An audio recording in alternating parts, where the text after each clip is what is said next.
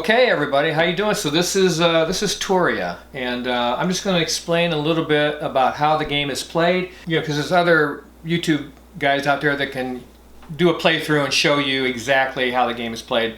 I'm not going to do that. They do it better than I do. Really, the purpose of my videos is just to show you a great game that I would consider owning. And Touria fits in that category, obviously, because that's the only games I show. I'm not going to show games that aren't good. I don't want to waste my time with that, or waste your time, more importantly. So Touria is definitely a game that I would own and do own. And I was trying to think of a word. We just played it, Lori and I was trying to think of a word to describe this game best. And that word that describes this game best, I think, is endearing. This is such a cute, fascinating game. I love the unique mechanism of these spinning towers, and the fact that everybody is this player. So you're all in a group. The avatar has a picture of all of you, all the adventurers who are in this castle universe, trying to find this tile that is the married couple to win the game. So endearing is a wonderfully descriptive word for this, and a nice adjective to describe the character of this game. And I'm just, as soon as we started to play it, I really started to fall in love with it. It's pretty amazing about how quickly a game can dig itself into your intellect and into your heart. And this one does that. And it's by Inka and Marcus Brand and Michael Reineck. And the Brands have done Raja the Ganges, and I have Village and My Village by the Brands, and I love their games. And this one is just off the charts. And I'm going to keep it, but let me show you a little bit about why I'm in love with it. And what you're going to be doing here is moving this avatar around. This is the group of you, and you're going to decide on your turn where you want to go with this group. And so you get 3 movement for free. Any more than that, you have to pay. So you only have 4 choices of where to go. And the 4 choices are represented on these towers. So I'm facing this way. So these facings, the tower facings that face me, are my movement choices. Those are the locations that I can go to. Once I choose one of those locations, let's say I have a dragon facing me here. If I chose that dragon, well, obviously, or actually I have 2 dragons facing me, so I could take my pick. But then I'll spin this tower counterclockwise 90 degrees, and that represents my turn. So I'm going to go visit the dragon and do that action. I'm going to spin this tower 90 degrees, and the next turn that I have, the forest fairy, which is this space over here, is going to be available to me. And so you get to choose one of those 4 locations and spin the tower so that another location will be available to you on the next turn. And that's a lot to think about right there, because you're trying to run around this board and gather gems that you're going to exchange for hearts and coins, because on this banner it tells you how many hearts and coins you have to get back into the castle and start flipping over tiles to look for the married couple. Now, this is the short game Lori and I played, but you can take this off the board and play a longer game. And of course, the next time we're going to play the longer game, because this is just a charming, wonderful universe to immerse yourself in, with great mechanics. And I'm telling you, it goes fast. I think maybe it lasts 20-30 minutes maybe at the most, and it's so smooth. But the decisions are hard. A couple of times it was my turn, and I just got caught staring because I couldn't decide what I wanted to do.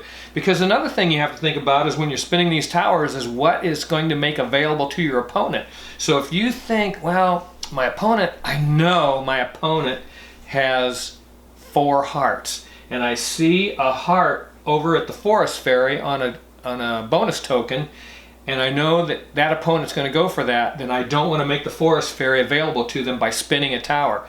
So I also want to think about how can I get there the quickest to get that, and where the position is of the forest fairy on the towers for me. So you're thinking about the towers and the positions for your opponents, and the towers and the positions for you. And just those spinning towers, that one mechanic will make you freeze. Your brain will just freeze up, and you'll sit there and go, oh, okay, that's too much to think about.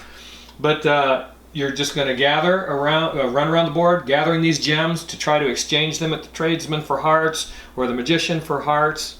And you want to gather coins, so you're going to have on this banner, the quick game, you have to have 5 coins, 5 hearts to go back to the castle. The long game, 7 coins and 7 hearts. And there's various ways to do that in this game, but of course the main mechanic is spinning these towers. You have swords that you can acquire to give you special benefits of trading for hearts at the magician location, and you have elixirs. Each player starts out with 1 elixir, and you can copy any one player's turn with this elixir. So they're very valuable. And I think when I used mine, Lori had gone to the tradesman and traded in 3 gems for hearts, and I copied her turn because I didn't want to waste a turn going there. But I have the gems behind my screen, and I gave the elixir up to trade for the hearts as well. And then that gives her 2 elixirs, so she can copy my turns twice after that. And then you also want to think about, towards the end of the game, once you get 5 hearts and 5 coins, and you can go back to the castle and start flipping over these tiles, you have to remember to take some ammo with you, because when you turn these, start turning these tiles over, they have icons on the other side that have like gems or an elixir. In this case, this one has an elixir, and you have to have that item. You have to own that item in order to keep going and keep guessing. If you don't, when Lori got to the castle first, and the first tile she turned over was the elixir, and she didn't have one because she had just given it to me to copy my turn, and so she had to stop, and that cost her the game, because while she had to stop, I came back to the castle and I flipped over 3 tiles. The first 2 I had the items, the gem, I forget what the other one was, but I had the items to fend off those tiles, and the 3rd tile I turned over. As unlucky as I am sometimes at doing that,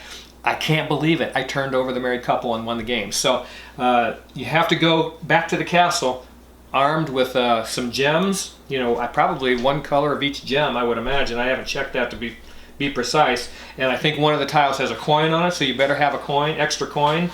And what else? Oh yeah, magic item. I did not have that. I'm glad I didn't turn that over, but you have to have a magic item with you also. So yeah, that's it's quick. It's gathering gems and exchanging them for hearts and coins, because that's what you need to get back to the castle. And that is the basic gameplay of Touria. But let me talk a little bit about what else is good about this game. One thing I like is the rule book, the font size, and I know that I go on about this, but someday all of you will be a senior citizen, I hope. And font size in board games can absolutely ruin it or make it great for people who wear glasses or eyesight is not as good as people who have 20/20 vision. So I know I go on a lot about that, and I've hammered some games about small print on cards and in rule books. And this one has a nice font size in the rule book, so we read that very quickly. You have player aids, which are very nice to help you go through your turn. On the other side of the player aid are the explanations for these bonus tokens over here. What are these called? Bonus tokens? I can't remember. When you go visit the forest fairy. But it has explanations for each one of those on the other side of these boards. Unfortunately, there's 4 different ones on every board, but still, they're on there, so that's pretty cool. Again, these spinning towers are so cool. So it's such a cool mechanic. I can't talk enough about that. The board lays flat. Hey, I like that. The artwork on the board, again, it's kind of a cartoony adventure fantasy universe, and it just sucks you right in. It's just absolutely wonderful. The gems are just your normal plastic gems that you see in other board games. Seems like oh yeah, the one I got a tiny little complaint about the game, and that's the avatar that you use. It's just a little cardboard standee. I don't know, I think maybe I'm going to keep this game. I mean, this game is going right into my collection because it's the type of game that I'm looking for right now. But I think I'm going to look for like a Dorothy of the Wizard of Oz with her buddies and use that avatar maybe for this game. But they could have maybe an acrylic, something a little better looking than just this. That's it. I mean, that's a tiny complaint, itsy bitsy. But other than that, this game is perfect. And I would say this game is on the medium side of gameplay. It's not, medium heavy. It's not heavy. It's not medium light. It's medium. I think because of those spinning towers, you have to think a little bit about what you want to do and plan your movement and to be more efficient. So I think people who like pick up and deliver are going to love this game, because I love pick up and deliver and I love this game. And the game is quick, which I enjoy. Lori and I have a lot of big heavy Euro games, and I like them. Matter of fact, I love them. But a lot of times they won't see the table as often as something like this, where we can get this done in 20 minutes to half an hour. And so as I get older, I don't really want to spend 3 hours playing a board game. Not very often anyway. And so this is the type of thing I'm looking for, a medium weight game where everybody can have a good time and laugh, and that's what playing board games is about, having a great time and smiling and laughing about the things you're doing. And this game hits a home run in that category, and that's Touria by Inca and Marcus Brand. So make sure that you like and subscribe to the Bones Collector. I think I got like 117 subscribers now. I love every one of you. Thank you for subscribing. You can buy this game and you have the Bones Collector guarantee. It's amazing. You'll have fun with your family playing this game, your friends, and yeah, it's killer. It's Touria. Okay, so apparently I was wrong. This isn't a married couple. This is brother and sister. It's the King's Children. And I do remember that it was the King's Children, so I don't know what I was thinking. They're not a married couple. It's not what you're doing. You're just trying to find a mate, and it's a brother and sister apparently. But hey, I mean, the game it plays exactly the same. It's a beautiful game, and I got the theme wrong. I'm sorry. But yeah, you're looking for the King's Children on the board, and which I found, and I won. So yeah, so it doesn't matter. I found them and I win. Thank you.